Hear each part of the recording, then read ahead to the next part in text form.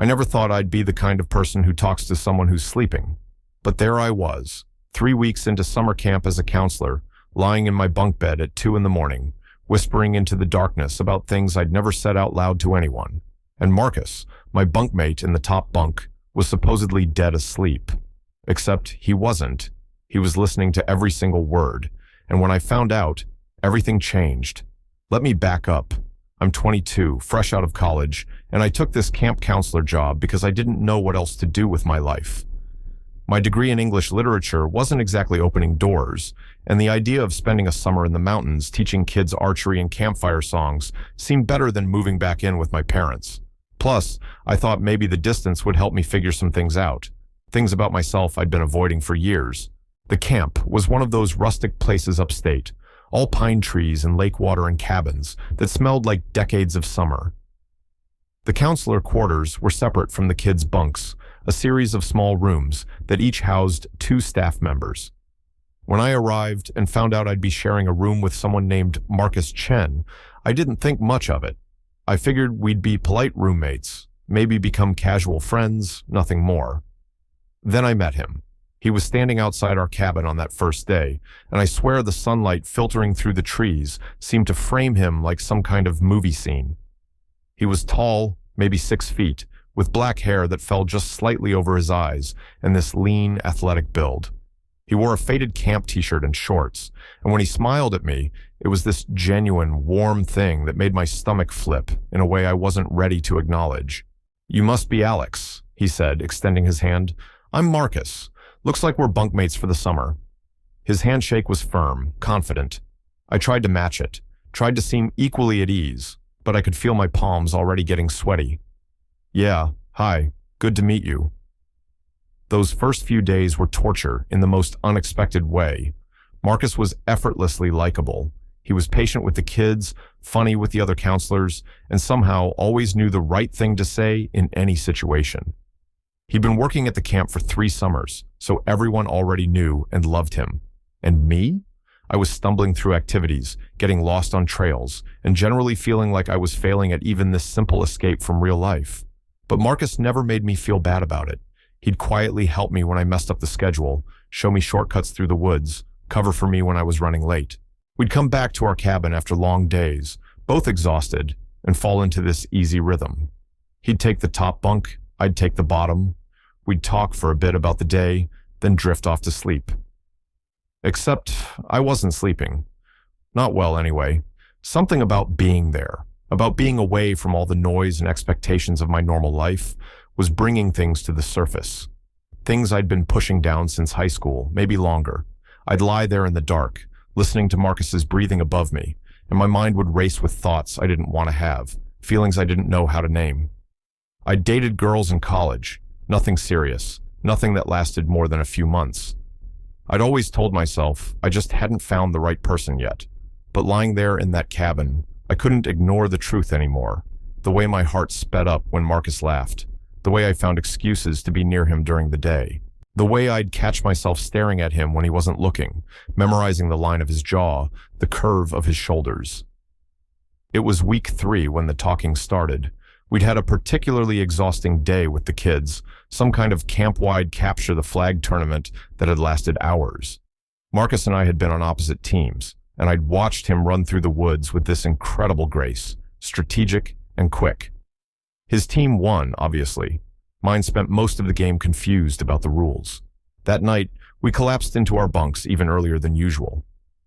Marcus climbed up to his bunk, and I heard him settle in with a deep sigh. Within minutes, his breathing had evened out into what sounded like sleep. That's when I started. I don't know what possessed me. Maybe it was the darkness making me brave. Maybe it was the exhaustion lowering my filters. But I started talking, quietly, thinking he was asleep and wouldn't hear me. It felt safer that way, like confession to an empty room. "I don't know what I'm doing with my life," I whispered into the dark. "Everyone else seems to have it figured out. My roommate from college is starting law school. My ex-girlfriend just got engaged. And I'm here, teaching kids how to make friendship bracelets, still trying to figure out who I even am." The words felt good coming out, freeing somehow. Marcus's breathing stayed steady, unchanged. So I kept going. I thought this summer would help me clear my head, get some perspective, but I think I'm just more confused than ever about everything. I paused, listening. Nothing but the quiet sounds of night through the window screens, crickets, and distant frogs. Marcus didn't move, and so, night after night, it became my ritual. I'd wait until I thought he was asleep, and then I'd talk about my fears, my doubts, my sense of being lost. Never about him specifically, never about the feelings that scared me most, but around them, dancing at the edges. I feel like I'm pretending all the time, I told the darkness one night. Like everyone else got a manual for how to be a person, and I missed that day. I watch you with the kids, with the other counselors, and you just seem so comfortable in your own skin. I don't think I've ever felt that way. Another night. My parents keep asking what my plan is for after summer, like I'm supposed to have my whole life mapped out. But how are you supposed to make plans when you don't even know what you want, when you're afraid that what you might want isn't what you're supposed to want? I was getting closer to the truth, circling it like something dangerous. And Marcus, I thought, slept through all of it. His breathing never changed. He never stirred or acknowledged my midnight confessions. It was perfect, in a way. I could say these things out loud without the risk of anyone actually hearing them. Then came the night of the counselor bonfire. Once a week, after the kids were asleep, the staff would gather at a fire pit on the far side of camp. Someone usually brought a guitar, sometimes there was contraband beer, and we'd all decompress together under the stars. I usually enjoyed these nights, but this particular one had been different. One of the other counselors, a girl named Sophie, had spent most of the evening flirting with Marcus. She wasn't subtle about it, touching his arm when she laughed, sitting close to him by the fire, asking him to walk her back to her cabin. And Marcus had been friendly, warm, the way he was with everyone. But I couldn't tell if he was interested or just being polite. Not that it mattered. Not that I had any right to care.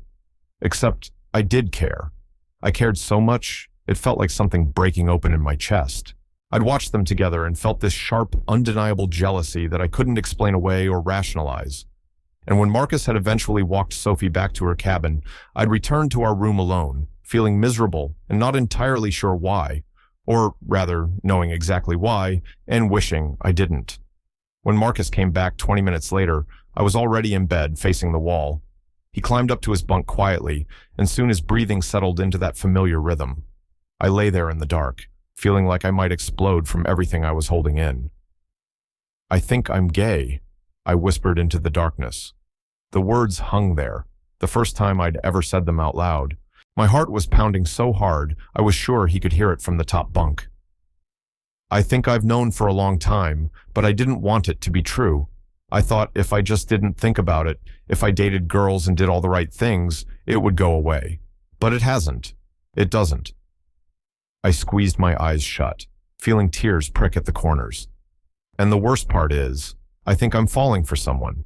Someone I can't have. Someone who probably doesn't even see me that way. And I don't know what to do with these feelings. I don't know how to be this person I'm apparently supposed to be. The silence after felt enormous.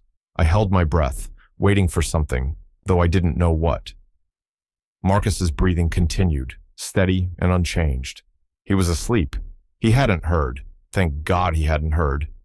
I must have eventually drifted off because I woke to sunlight streaming through the window and the sound of Marcus moving around the room, getting ready for the day. I kept my eyes closed, not ready to face him, not ready to face anything. But then I heard him pause near my bunk. "Alex?" His voice was soft. "I know you're awake." I opened my eyes, blinking up at him. He was crouched down beside my bunk, already dressed, his hair damp from a shower. He looked nervous, which was unusual for Marcus. He was never nervous. "We need to talk," he said, and my stomach dropped. "But not now. After the kids are in bed tonight, okay?" I nodded, unable to speak, my mind racing through every possible disaster scenario. He'd heard something. Maybe not last night, but some night. He knew. He was going to ask for a room transfer. Things were going to be awkward for the rest of the summer. I'd ruined everything. That day was the longest of my entire life. I went through the motions with my group of kids, teaching them how to identify trees, leading them on a nature hike, sitting through lunch and dinner in the mess hall. I caught glimpses of Marcus throughout the day, but we didn't have a chance to talk. Every time our eyes met, he'd give me this small, unreadable smile, and I'd feel my anxiety ratchet up another notch. Finally, after evening campfire and cabin checks and making sure all our kids were settled, Marcus and I walked back to our cabin together. The path through the woods was dark, lit only by our flashlights and the stars overhead. Neither of us spoke. The silence felt heavy with everything unsaid. When we got inside, Marcus flipped on the small lamp between our bunks and sat down on my bed instead of climbing up to his own. He patted the space next to him. "Sit." I sat, keeping a careful distance between us, my hands clasped tightly in my lap. My heart was racing again. "I haven't been asleep," Marcus said quietly. "Any of those nights. When you've been talking, I've been awake, listening to every word." The embarrassment that flooded through me was so intense I thought I might be sick. I started to stand up to escape, but Marcus caught my wrist gently. "Wait, please, let me finish." I sat back down, unable to look at him, my face burning. "At first, it was an accident," he continued. "That first night, I really was almost asleep, but then you started talking, and I didn't know what to do.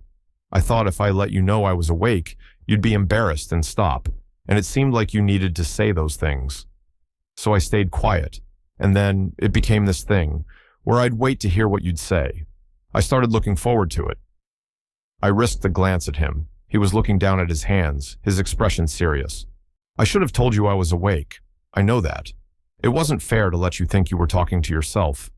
But Alex, the things you were saying, the way you were opening up, it was the most honest, vulnerable thing I'd ever witnessed. And I felt like I was getting to know the real you, not the version you show everyone else during the day." "Marcus, I started, but he shook his head. "I'm not done.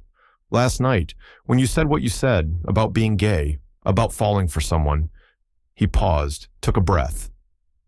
"I need you to know something. I'm bi, have been since high school, and I've been attracted to you since the day you showed up here looking lost and overwhelmed and completely beautiful." My head snapped up. "What?" He finally met my eyes, and there was something vulnerable in his expression, something open and scared. "I've been pretending to be asleep, so you'd keep talking because I didn't know how else to get close to you. Because during the day, you have all these walls up, and I didn't know how to get through them. But at night, when you thought I couldn't hear you, you were real. And I fell for that person. I fell for you. I couldn't breathe, couldn't think. But Sophie is nice, but I'm not interested in her. I was trying to make you jealous, honestly. Trying to see if you'd react, if maybe you felt something too. But you're so good at hiding what you're feeling that I couldn't tell. I watched you two at the bonfire and wanted to die," I admitted, the words tumbling out. "That's why I finally said it out loud, because I couldn't keep pretending anymore." Marcus smiled, this soft, genuine thing that made him even more beautiful. "When you fall for someone, is it me? Was I who you were talking about?" I nodded, not trusting my voice. "Can I kiss you?" he asked, and the question was so gentle, so careful, that I felt something loosen in my chest. "Yes," I whispered.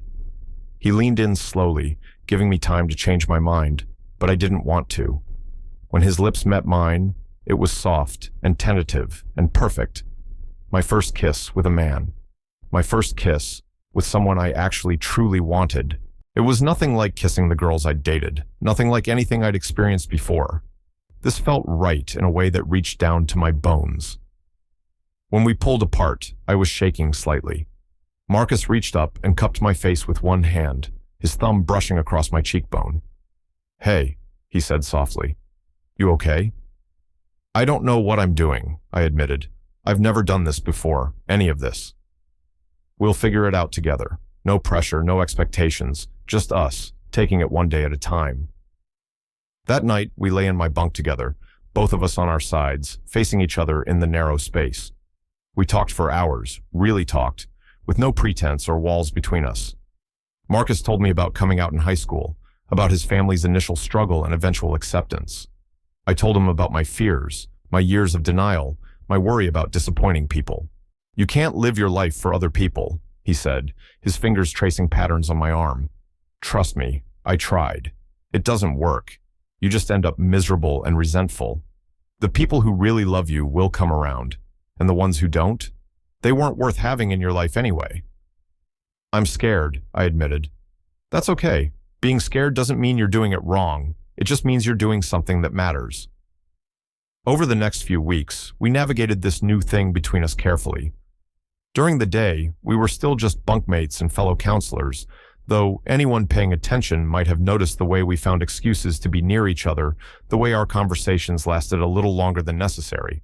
At night, we'd return to our cabin and fall into each other's arms, talking and kissing and slowly learning each other. Marcus was patient with me as I figured out who I was and what I wanted. He never pushed, never demanded more than I was ready to give. We'd lie together in the dark, and instead of me whispering confessions to someone I thought was sleeping, we'd have real conversations about our dreams, our fears, our hopes for the future.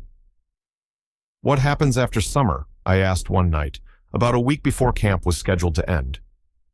What do you want to happen? Marcus countered. I don't want this to end. I don't want to go back to my old life and pretend this didn't happen. He pulled me closer, pressing a kiss to my forehead. Then we don't let it end. I live 2 hours from you. That's nothing. We make it work. It's that simple? It's that simple, if we want it to be. The last campfire of the summer was bittersweet. All the counselors sat around the flames, sharing favorite memories from the season, making promises to stay in touch. When it was my turn to speak, I looked across the fire at Marcus and felt this surge of gratitude for everything that had happened. This summer changed my life, I said simply. I came here not knowing who I was or what I wanted. I'm leaving with answers to both. And it's because of the people here, because of this place, because sometimes the universe puts you exactly where you need to be. Later, as we walked back to our cabin for the last time, Marcus took my hand in the darkness. It was the first time we'd done anything openly couple-like in front of anyone, and my heart raced with a mix of fear and exhilaration. You okay? He asked, squeezing my fingers. Yeah, I said, and realized I meant it. I really am. That night, we packed our things slowly, neither of us wanting to acknowledge that this chapter was ending. But it wasn't really ending, I realized. It was just changing, evolving into something new. I'm glad I kept talking, I said, as we lay together one last time in the narrow bunk. Even though you were awake the whole time. Marcus laughed softly. I'm glad I pretended to be asleep, though I promise, no more secrets. From now on, we talk to each other for real. Deal. As I drifted off to sleep that night, wrapped in Marcus's arms, I thought about how strange life is, how sometimes the things we're most afraid of turn out to be exactly what we need, how vulnerability can lead to connection, how pretending to be asleep can lead to the most honest relationship of your life. The next morning, we loaded our cars and prepared to head back to reality. Before we left, Marcus pulled me aside, away from the other counselors saying their goodbyes. This isn't goodbye, he said firmly. I'll see you this weekend. We'll get coffee, go for a walk, figure out what comes next, okay?